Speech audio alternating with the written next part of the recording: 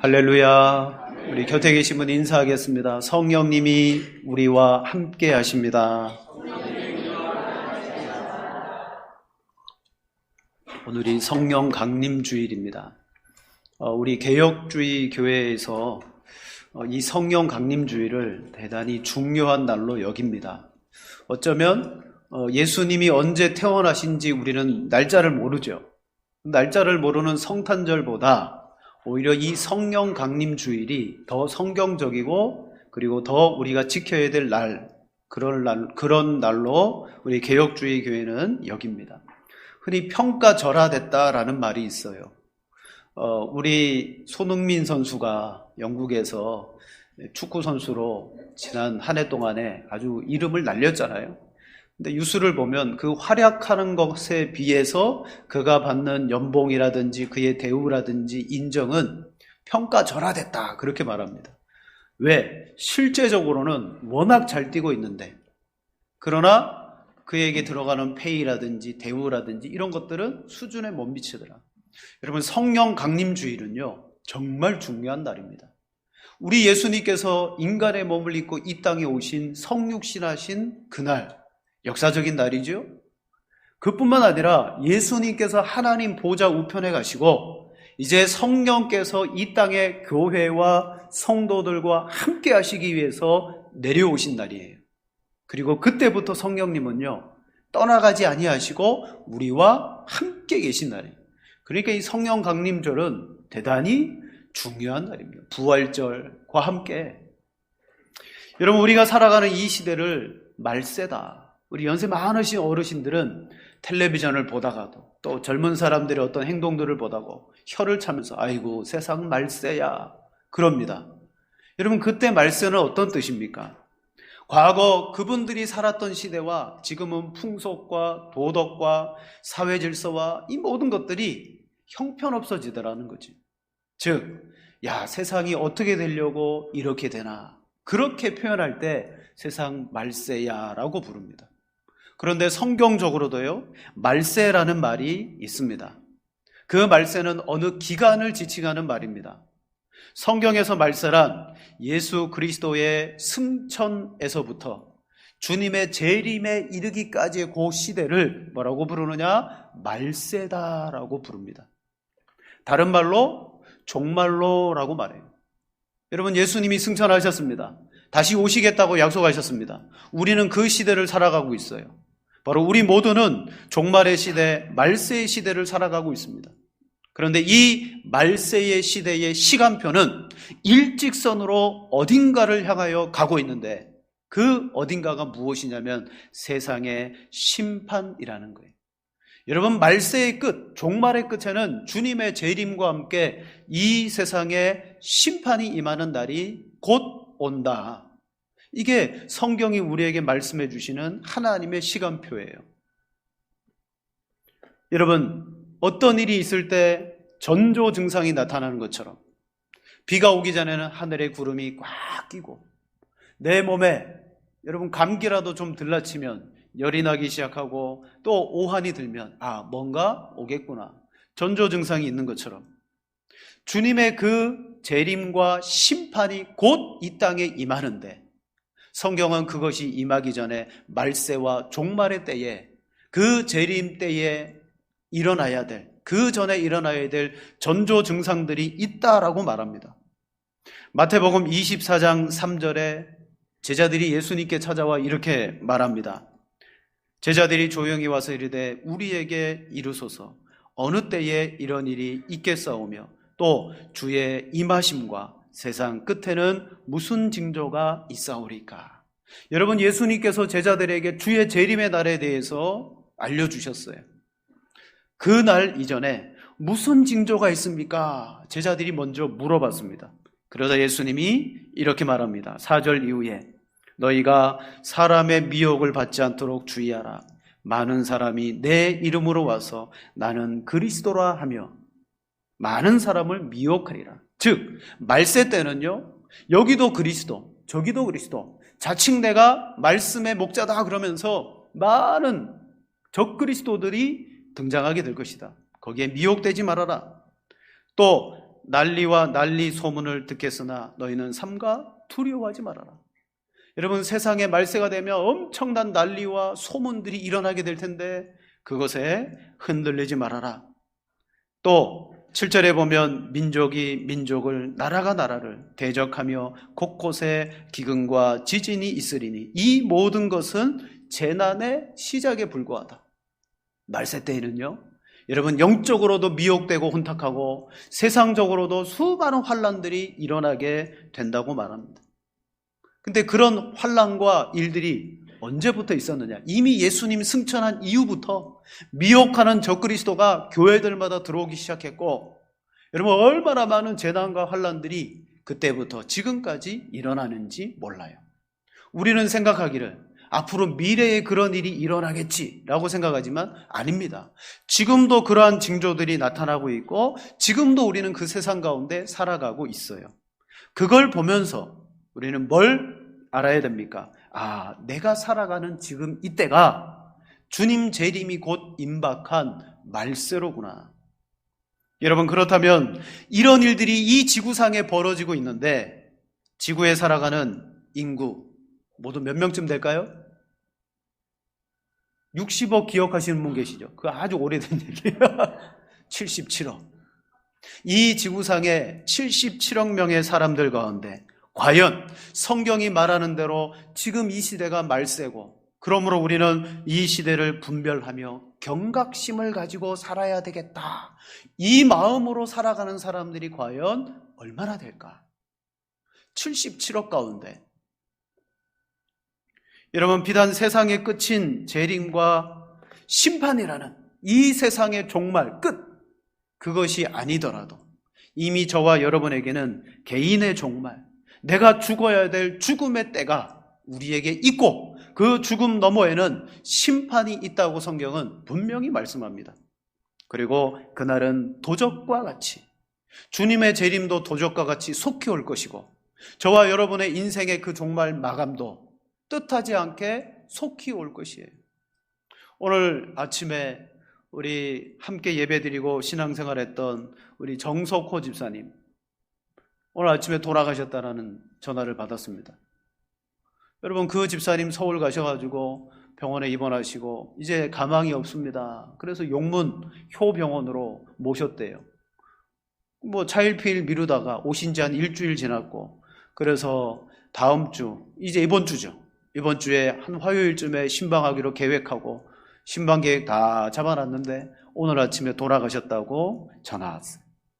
여러분, 우리가 그분을 만나 뵙기 위해서 계획한 거나 하나님의 그분을 향한 원대한 계획은 다를 수 있다는 거죠. 너무나 갑작스럽게 돌아가셨습니다. 인생은 이와 같아요. 막연히 나도 언젠가 죽겠지? 그 죽음 이후에는 성경은 심판이 있다고 그랬는데, 그러나 우리의 현실의 삶은 어떻습니까? 저와 여러분의 삶은요, 종말, 말세, 심판 이런 거 생각하지 않고 오늘도 내게 당면한 인생의 문제와 오늘 내가 이루기 위한 나의 원대한 계획을 세워놓고 너무 바쁘게 우리는 살아갑니다. 그런데 그 계획과 그 인생들이 어쩌면 하나님이 이 세상을 계획해 놓으신 그 구원의 계획과 여러분 충돌될 수 있다는 거예요. 왜냐? 하나님의 큰 심판의 계획을 염두에 두지 않고 아무리 나의 계획을 잘 짜봐야 소용이 없다는 거예요. 그러므로 오늘 예배를 드리는 저와 여러분들은 하나님의 큰 계획 안에 내가 지금 어느 세상을 살아가고 있고 이 세상의 역사는 어디로 향하여 가고 있느냐, 주의 재림과 심판이 도적같이 임할 텐데 아무 준비 없이 심판을 당하는 사람에게는 엄중하고 두려움이, 그 사람에게 견딜 수 없는 심판이 그에게 있을 거라고 성경은 말하고 있습니다. 그러므로 오늘도 신앙생활하는 사랑하는 성도 여러분, 우리에게 필요한 것이 뭡니까? 저와 여러분에게 항상 인생의 경각심을 심어줄 무엇인가가 필요하다는 거예요. 여러분, 무엇인가가 있습니까? 여러분의 인생에 내가 이렇게 살아서는 안 되겠지라는 경각심을 심어주는, 그래서 나를 인생의 바른 길로 세워주는 그것이 있습니까?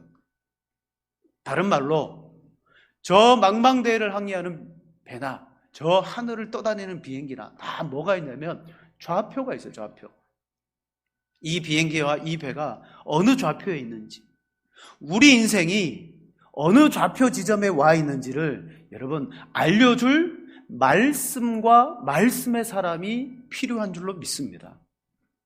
그냥 내 감각이 아니에요.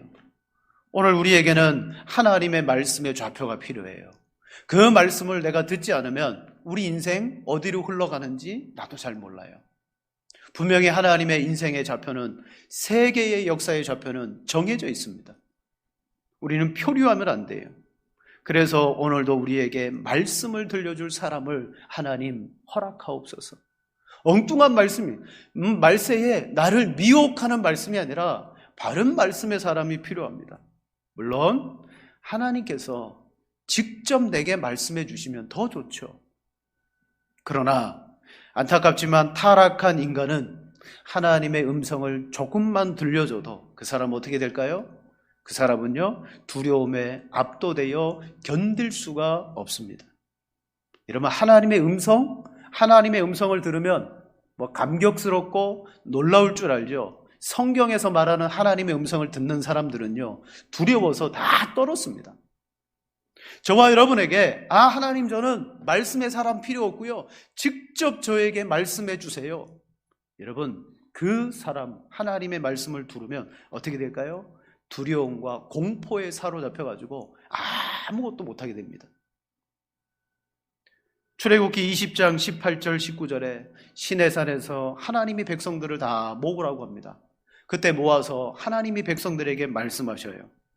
자, 20장 18절에 말합니다. 뭇백성이 우레와 번개와 나팔소리와 산의 연기를 본지라 그들이 볼 때에 떨며 멀리 서서 모세에게 이르되 당신이 우리에게 말씀하소서 우리가 들으리이다. 하나님이 우리에게 말씀하시지 말게 하소서 우리가 죽을까 하나이다.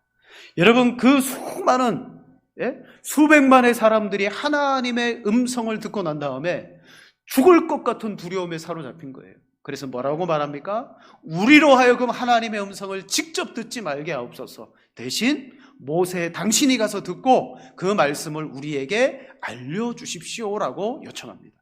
여러분, 이때부터 모세는 하나님과 백성 사이에 말씀을 전달해 주는 사람이 되었고, 그리고 모세 이후에는 이 일을 누가 감당했느냐? 선지자들이, 구약의 선지자들이 이 일을 감당했습니다. 선지자는 하나님께 받은 말씀을 가감하지 않고 빼거나 더하지 않고 그대로 백성들에게 전달합니다. 본 것은 보았다, 들은 것은 들었다, 그리고 백성들에게 그것을 전달해요. 여러분, 액면 그대로 전달하는 것이 선지자고, 그렇게 전달했을 때 말씀을 받거나 불순종하거나 그 책임은 이제 백성들에게 있는 겁니다. 여러분, 왜 선지자가 필요했습니까? 그것은 하나님의 음성을 직접 듣는 것이 너무 두렵고 무서운 경험이었기 때문에 하나님은 그때부터 선지자를 세워 모세에게 말합니다. 너와 같은 선지자를 내가 세우겠다. 그리고 그를 세워서 하나님께서 말씀하셔요. 구약의 선지자들 다 그런 사람들이었습니다. 오늘 우리가 읽고 있는 요엘도 하나님의 말씀을 받아 그 시대 사람들에게 선포했는데, 오늘 요엘이 선포한 주제가 뭐였냐면 여호와의 날입니다. 그 당시에 살아가던 사람들에게 뭘 선포했냐면 여호와의 날이 곧 임한다. 요엘 선지자는 그 당시에 부름을 받았고 그 당시의 배경 안에서 하나님의 말씀인 여호와의 날을 선포했습니다. 여러분, 이 여호와의 날이 어떤 날입니까? 자, 그걸 알기 위해서 요엘서 1장부터 조금만 살펴보겠습니다. 요엘 1장이 시작되면요, 선지자는 그 당시 이스라엘 땅을 휩쓸었던 메뚜기 떼 재앙에 대해서 바로 언급합니다. 자, 성경을 한번 보세요. 요엘서 1장 2절부터 4절 말씀해 보면 제일 첫 번째 뭘 언급하느냐? 메뚜기 떼가 이 모든 땅을 먹어버렸고 황폐케 했던 그 사건을 언급합니다. 그리고 이 요엘 선지자는 역사적인 그 상황을 목격하고 나서 이 사건이 단순한 자연재해가 아니라 장차 임하게 될 앞으로 여호와의 날, 즉 심판의 날에 대한 전조현상으로 인식했습니다. 자, 무슨 일이 벌어졌어요? 엄청난 일이, 자연재해가 일어났어요. 그걸 목격하고 그 사건으로 말미암아 앞으로 여호와의 날이, 이것보다 더 두려운 날이 이들에게 임하겠지. 자, 우리 1장 2절부터 4절까지 같이 한번 읽겠습니다. 늙은 자들아 너희는 이것을 들을지어다. 땅의 모든 주민들아 너희는 귀를 기울일지어다. 너희의 날에나 너희 조상들의 날에나 이런 일이 있었느냐? 너희는 이 일을 너희 자녀에게 말하고 너희 자녀는 자기 자녀에게 말하고 그 자녀는 후세에 말할 것이니라. 팥중이가 남긴 것을 메뚜기가 먹고 메뚜기가 남긴 것을 느치가 먹고 느치가 남긴 것을 황충이 먹었도다. 아멘. 그 당시에 일어났던 메뚜기 때 재앙이 실로 끔찍했습니다. 그 결과는 황폐했습니다. 그래서 5절 이하에 보면요, 취하는 자들에게 말합니다. 너희에게 줄 단 포도주가 끊겼고 메뚜기 떼로 말미암아 포도주를 만들 포도가 없으니 술 취하는 사람들의 술이 끊어져 버리고, 8절에 보면 처녀가 약혼한 남자의 죽음으로 인해 애곡하게 되며 직접 간접적으로 어떻게 해서 약혼한 남자가 죽음으로 말미암아 애곡하게 되고, 9절에 소제와 전제가 끊어져 제사장들이 슬퍼하고, 여러분 우리는 굶주려도요 하나님 앞에 매일 드려야 되는 상번제가 있습니다. 아침 저녁으로. 그런데 그걸 하나님 앞에 드릴 제물이 끊어져 버렸고, 10절에 밭이 황무지가 되고 토지가 마르고 곡식이 마르고, 17절 더 이상 씨를 뿌려도 씨가 썩어버리고 창고가 비고 가축들이 먹을 꼴이 없어 울부짖게 되고. 여러분 이 모든 것의 시작이 무엇으로부터 되었느냐? 메뚜기 떼의 재앙으로 말미암아 되어졌어요. 요엘은 이 현상을 전조 현상으로 본 거예요. 앞으로 여호와의 날, 심판의 날이 있을 것인데 이것은 약과에 불과하다. 그 심판의 날이 되면 그 날이 얼마나 두려운 줄 아느냐? 그는 하나님으로부터 여호와의 날에 대하여 그는 받은 것이 있습니다. 1장 13절부터 15절까지 그가 목격한 여호와의 날에 대해서 말합니다. 제사장들아 너희는 굵은 배로 동이고 슬피 울지어다. 저단에 수종드는 자들아 너희는 울지어다. 내 하나님께 수종드는 자들아 너희는 와서 굵은 베옷을 입고 밤이 새도록 누울지어다. 이는 소제와 전제를 너희 하나님의 성전에 드리지 못함이로다. 너희는 금식일을 정하고 성회를 소집하여 장로들과 이 땅의 모든 주민들을 너희 하나님 여호와의 성전으로 모으고 여호와께 부르짖을지어다. 슬프다 그 날이여, 여호와의 날이 가까웠나니 곧 멸망같이 전능자에게로부터 이르리로다. 앞으로 메뚜기 떼의 재앙은 아무것도 아닌 멸망의 날이, 심판의 날이, 여호와의 날이 곧 임박하게 된다. 사랑하는 여러분, 하나님의 선지자가 예언한 게 뭐예요? 바로 앞으로 일어나게 될 심판입니다. 그는 멀리 있는 예수 그리스도의 재림의 심판을 바라보았지만 그 사람들에게는 아직 그 심판이 오지 않았어요. 그러나 그들에게는 무엇이 심판이었느냐? 각자에게 자신의 죽음이 여호와의 날로 다가온 거예요. 또 그 당시 역사적으로 이방 나라가 이스라엘 백성들을 정복해버리고 포로로 끌려가는 그날이 그들에게는요 간접적으로 경험되어지는 여호와의 날이었어요. 두려운 날입니다. 징계와 심판의 날입니다. 이 세상에 살아가는 모든 사람에게는 여호와의 날이 다 임하게 됩니다. 그럼 이 날은 어떤 날이냐? 2장 10절 말씀에 보면 땅이 진동하며 하늘이 떨며 해와 달이 캄캄하며 별들이 빛을 거두도다. 여호와께서 그의 군대 앞에서 소리를 지르시고 그의 진영은 심히 크고 그의 명령을 행하는 자는 강하니 여호와의 날이 크고 심히 두렵도다. 당할 자가 누구냐? 여러분 그날에는요 하늘의 해와 별들마저 빛을 잃어버릴 정도로 심히 두려운 날이 될 것이다 라고 말씀합니다. 자, 그 날을 예수님께서도 이렇게 말씀하십니다. 마태복음 24장 29절 한번 보실까요? 다 같이 29절부터 31절까지 봅니다. 그 환난 후에 즉시 해가 어두워지며 달이 빛을 내지 아니하며 권능이 흔들리리라.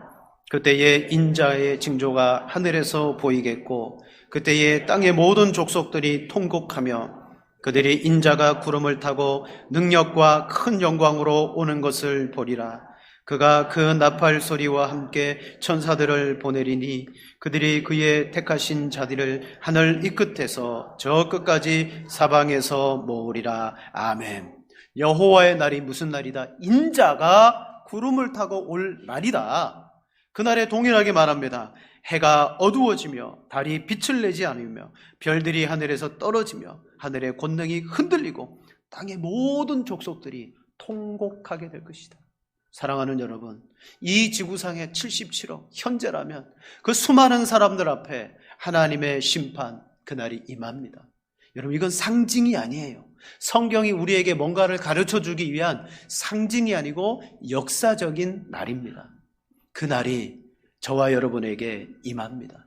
그리고 그날을 무슨 날이다? 심판의 날이다. 요엘서 3장 14절에 이어서 말합니다. 사람이 많음이여 심판의 골짜기에 사람이 많음이여 심판의 골짜기에 여호와의 날이 가까움이로다. 요엘은 분명하게 말합니다. 그 심판의 골짜기에 여호와의 날이 가까움이다. 여러분, 심판의 의미는 이렇습니다. 오늘 우리가 살아가는 모든 인생, 하나님이 우리에게 주신 모든 인생에 대한 최종적인 판결을 받는 날이 여호와의 날입니다. 근데 그때 판결의 기준이 무엇이냐? 하나님께서 우리에게 생명을 주시고 이 땅에 존엄성도 주시고 자유도 주시고 복도 주시고 해와 그리고 비도 내려주시고 은혜를 주었는데 너와 내가 무슨 관계가 있느냐? 이걸 따져보는 날이에요. 이게 여호와의 날입니다. 자, 타락하게 된 인생들은요, 이미 하나님으로부터 벗어나 버렸습니다. 그들의 특징은 뭐냐면, 나 하나님 간섭 싫어. 내가 하나님 될 거야. 내가 주인이 될 거야. 그러면서 그들은요, 아담 이후로 다 하나님과 관계를 끊고 범죄한 인생을 살아가기 시작합니다. 오로지 자기가 인생의 주인이 되어 자기 인생을 자기가 경영합니다. 여러분, 그런 사람들을 누구라고 말하느냐? 아담의 후손, 죄인의 자녀, 또 세상의 자녀, 또 특별하게는 가인의 후예, 이렇게 불러요. 가인의 후예. 명예스럽지 않지만 왜 가인의 후예라고 부르느냐?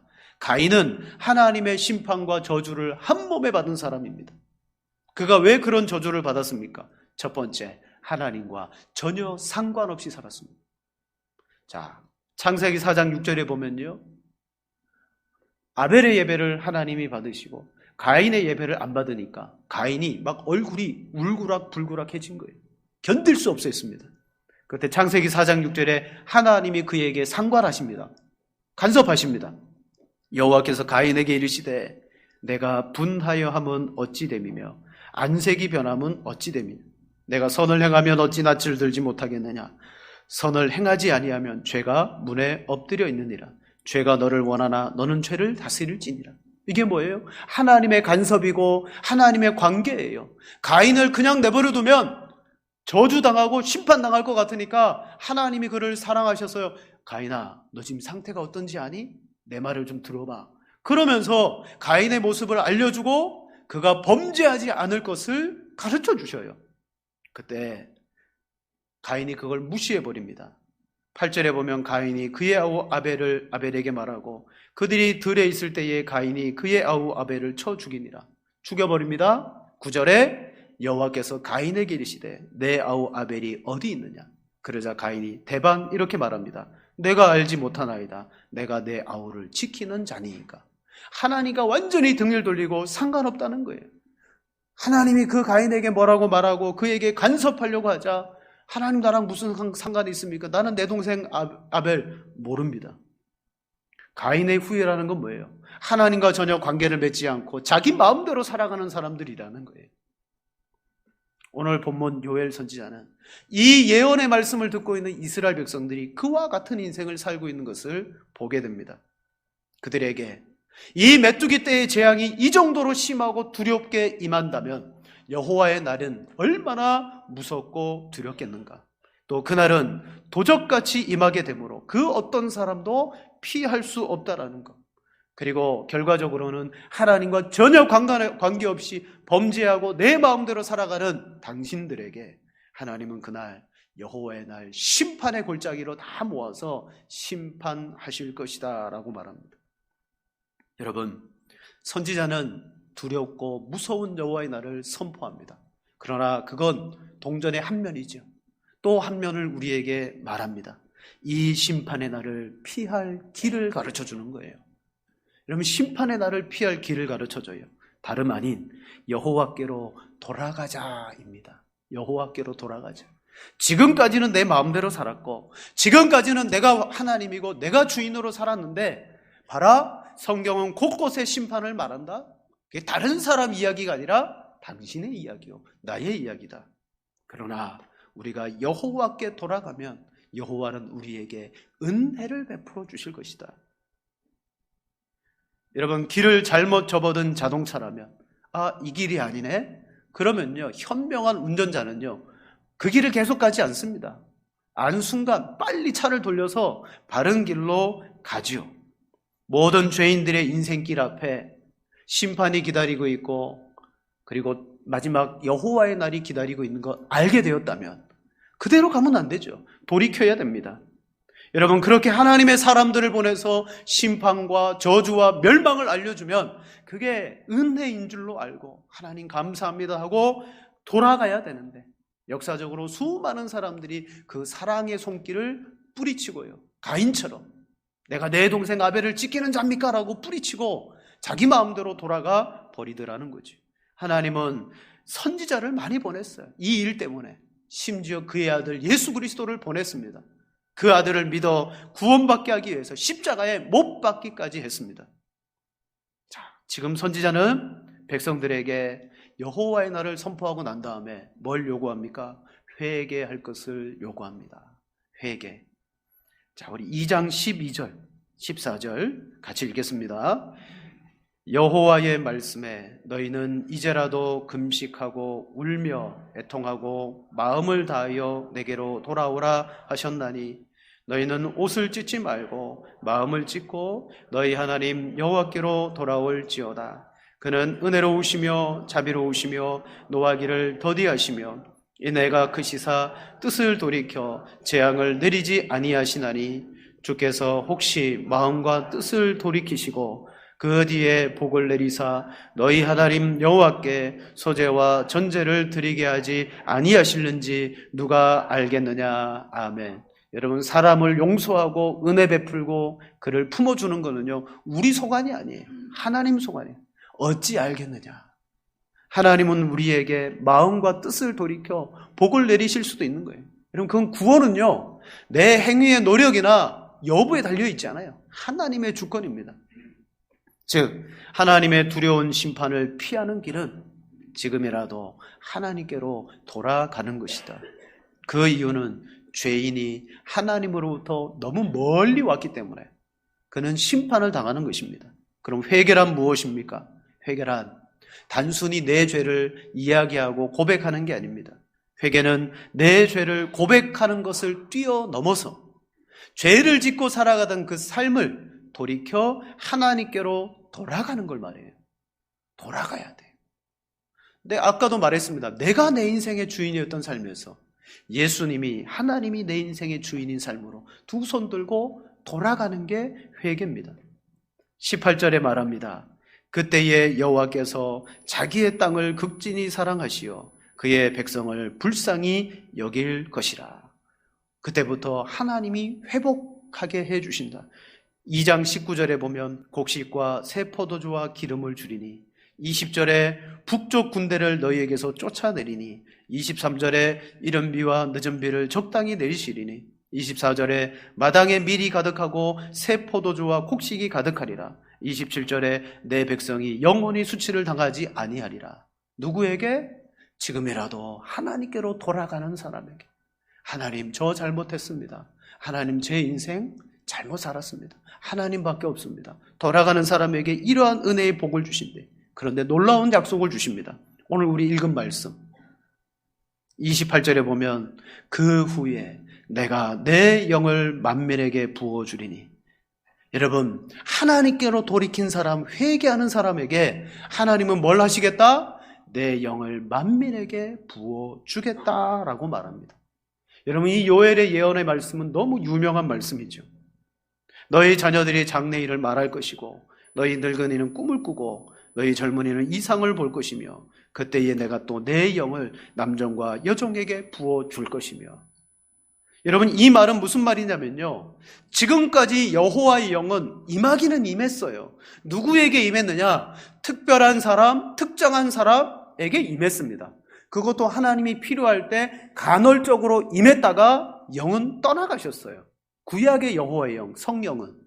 그런데 이제 너희가 돌이켜 회개하여 돌아오기만 하면 그날 이후에는 내 영을 만민에게 부어줘서 늙은이나 젊은이나 남종이나 여종이나 예언하고 꿈을 꾸고 이상을 보게 될 것이다. 여러분, 이 말씀은 오순절 또 순복음이나 신비주의 교단에서 말하는 것처럼 막 은사를 행하고 예언을 행하고 그거 말하는 게 아니에요. 늙은이, 젊은이, 여종과 남종, 이건 모든 사람을 뜻하는 거예요. 이제까지는 특정한 사람에게만 성령이 간헐적으로 임하였다가 사역을 마치면 떠나갔어요.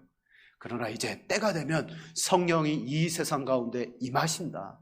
그때에는 하나님께서 택하신 자, 회개케 하셔서 구원받은 사람에게 모든 늙은이도 젊은이도 남종도 여종도 하나님의 성령이 부어져서 신약의 성령은 그 사람에게 함께 하시고 떠나가지 아니하시고 역사하시겠다. 여러분, 성령을 부어주신다는 말은요, 무슨 말이냐면 하나님이 그 사람을 구원한다, 그 말입니다. 성령이 우리 가운데 들어오지 않으시면요, 아무도 구원 못 받습니다. 여러분이 구원받은 성도가 된 것은 성령이 여러분 속에 들어오셔서 복음의 말씀이 믿어지고 확신되어지고 내가 예수 그리스도를 영접케 된 그거예요. 그러니까 구원받았다는 것과 성령을 받았다, 우리 성령의 인치심이라고 말하죠. 성령의 인치심을 다른 말로요, 구원입니다. 구원은 성령이 내 안에 들어온 거예요. 그럼 그 사람은 여호와의 날을 면하게 되고 심판의 날을 면하게 돼요. 자, 누가 성령을 받습니까? 회개하고 돌이킨 사람. 자, 우리 성경을 쭉 넘어가서 우리 사도행전 2장 보시겠습니다. 사도행전 2장을 보세요. 자, 이 말씀이 예수님께서 승천하실 때 제자들에게 약속합니다. 내가 이제 아버지께로 올라간다. 내가 너희에게 성령을 보낼 것이다. 너희는 이 예루살렘 성에 기다려라. 성령이 임하면 너희가 권능을 받아 내 증인이 될 것이다. 그리고 오순절날에 이르기까지 제자들이 성령을 기다렸습니다. 드디어 2장 1절 2절에 보면 오순절날이 이름에 그들이 한 곳에 모였더니 하늘로부터 호련히 급하고 강한 바람 같은 소리가 그 집에 가득하고 각 사람 머리 위에, 여러분, 불의 혀처럼 갈라지는 것들이 보이기 시작했어요. 여러분, 이거 오해하시면 안 됩니다. 성령을 받으면 우리도 바람 소리가 나고 불의 모양이 보이고 천만의 말씀입니다. 이건 성령이 이 세상에 공식적으로 처음 임했다라는 것을 알려주기 위한 표시입니다. 그러니까 제자들도 성령이 임했는지 안 임했는지 모르기 때문에 하나님이 처음 임할 때 보여준 표시가 바람 같은 소리요, 불의 혀 같은 거예요. 그걸 보여주신 거예요. 성령이 임하자 여러분, 제자들이 여러 나라의 방언으로 하나님의 큰 일을 말하기 시작합니다. 마침 거기에 왔던 그 디아스포라 유대인들이 순례를 왔다가 이 놀라운 이야기를 듣고 조롱합니다. 저들이 낮인데 술에 취했다. 그러자 베드로가 성령에 감동되어 딱 일어나가지고 첫 번째 설교한 게 뭐예요? 오늘 2장 14절입니다. 너희는 내 말에 귀를 기울여라. 사도행전 2장 14절. 때가 제3시니 너희 생각과 같이 이 사람들이 취한 것이 아니요 이는 곧 선지자 요엘을 통하여 말씀하신 것이니 일러스되. 오늘 우리가 읽었던 본문의 말씀을 베드로가 그대로 인용합니다. 즉 요엘 선지자는 앞으로 이런 날이 임할 것이다 라고 예언했지만 베드로는 보라, 성령이 오늘 우리에게 임하였다. 우리는 그 성령을 받았다 라고 말하고 있습니다. 이미 이루어진 사건을, 구속사적인 사건을 말합니다. 그리고 일어나서 뭘 말합니까? 이 유대인들의 죄를 지적하기 시작하는 거예요. 너희가 하나님의 아들 예수 그리스도 죄 없는 분을 십자가에 못 박아 죽였다. 그 예수님은 주시다. 다윗도 내 앞에 보좌 앞에 있는 주를 향하여 주라고 고백했다. 그리고 다윗도 죽임을 보지 않고 썩음을 당하지 않는다 그랬다. 다윗은 죽었다. 그렇다면 죽음을 보지 않고 썩지 않은 이가 누구냐? 너희가 죽인 그 아들 예수 그리스도를 하나님이 다시 살려내었다라고 말하자. 여러분, 요엘의 말씀을 알고 있고 십자가 사건을 주동했던 유대인들 마음이 어떻게 됐느냐? 찔림을 받기 시작하는 거예요. 그때 베드로가 그들에게 2장 37절에 그들이 이 말을 듣고 마음에 찔려 베드로와 다른 사도들에게 물어 이르되 형제들아 우리가 어찌할꼬 하거늘 베드로가 이르되 자 우리 2장 38절 39절 같이 읽겠습니다. 베드로가 이르되 너희가 회개하여 각각 예수 그리스도의 이름으로 세례를 받고 죄 사함을 받으라. 그리하면 성령의 선물을 받으리니 이 약속은 너희와 너희 자녀와 모든 먼데 사람 곧 주 우리 하나님이 얼마든지 부르시는 자들에게 하신 것이라 하고 아멘. 뭐하라? 요엘이 말한 그 사건이 오늘 우리에게 일어났다. 그리스도의 십자가의 사건과 함께 하나님이 그 성령을 보내주셨다. 요엘이 말한 것처럼 회개해라, 돌이켜라. 그리고 뭐하라? 2장 21절 누구든지 주의 이름을 부르는 자는 구원을 받으리라. 주의 이름을 부른다는 건 뭐예요? 예수님은 나의 주가 되십니다. 하나님은 나의 아버지십니다. 성경은 뭐라고? 성령이 아니고서는 예수 그리스도를 주라고 할 수 없느니라 그랬어요. 즉 예수님을 나의 주, 나의 하나님으로 고백하는 것은 성령이에요. 너희가 회개하고 돌이키면 이 성령을 하나님이 너희에게 선물로 주시리라. 여러분, 이것이 성령 강림의 아주 중요한 여러분 사건이라는 거예요. 오늘도 요엘 시대는 하나님이 요엘을 통하여 여호와의 날을 이야기하고 회개를 이야기하고 돌이킴을 이야기했어요. 그리고 장차 올 성령의 강림에 대하여 예언케 하셨어요. 이제 하나님은 베드로와 같은 사도를 통하여 십자가의 사건과 강림하신 성령을 통하여 우리 이제 회개해라. 누구든지 주의 이름을 부르면 구원을 받는다 라고 약속하고 있습니다. 그래서 저와 여러분들은 성령이 우리 안에 들어오셔서 예수님 믿어서 영원한 여호와와 심판의 날을 면하게 되었고 그게 아니라 구원받은 백성이 되었습니다. 이제 성령이 이 땅에 임하여 계십니다. 성령은 저와 여러분 가운데 역사하고 계십니다. 여러분 속에 들어오신 성령님은요 떠나가지 않습니다. 주의 말씀을 생각나게 할 것이고요 진리로 우리를 인도하실 것입니다. 그리고 내 입술의 고백으로 수많은 사람들에게 진리를 전하게 할 것입니다. 성령으로 열매를 맺게 할 것입니다. 죄인의 삶이 아니라 성령으로 말미암아 거룩하고 성화로 살아가게 할 것입니다. 시대를 분별하는 눈을 열게 하실 것이고요 그리고 그 성령님은 끊임없이 우리가 죄 짓지 않는 게 아니잖아요. 죄를 지을 때마다 회개케 하고 말씀 생각나게 하고 우리의 영원한 말씀의 좌표를 알려주면서 저와 여러분을 오늘도 인도해 나가십니다. 떠나가지 않으신다 그랬어요. 말씀을 마치겠습니다. 여러분, 이 세상은 말세입니다. 종말입니다. 수많은 전조의 증상들이 나타나는데 여러분 말씀의 사람들이 없으니 그걸 분별할 수가 없는 거예요. 요엘과 같은 선지자가 분명히 외쳤습니다. 여호와의 날이 임한다. 베드로도 외쳤습니다. 자, 그 결과 끝은 똑같아요. 회개해라, 돌이켜라. 오늘 이 자리에 계신 우리 모두가 정말 하나님 앞에 바른 신앙생활, 바른 인생을 살기 위해 성령을 의지해서 말씀으로 돌아오고 또 말씀 앞에 회개하고 여러분 그렇게 할 때 성령의 충만함이 우리 가운데 역사할 줄로 믿습니다. 그 성령과 함께 이제 우리는 신앙생활하게 되었으니 참 복이 있는 우리들입니다. 그 성령의 충만함을 사모하시고 또 인생을 정말 성령의 열매를 맺어가며 사시는 우리 모두가 되기를 축복합니다.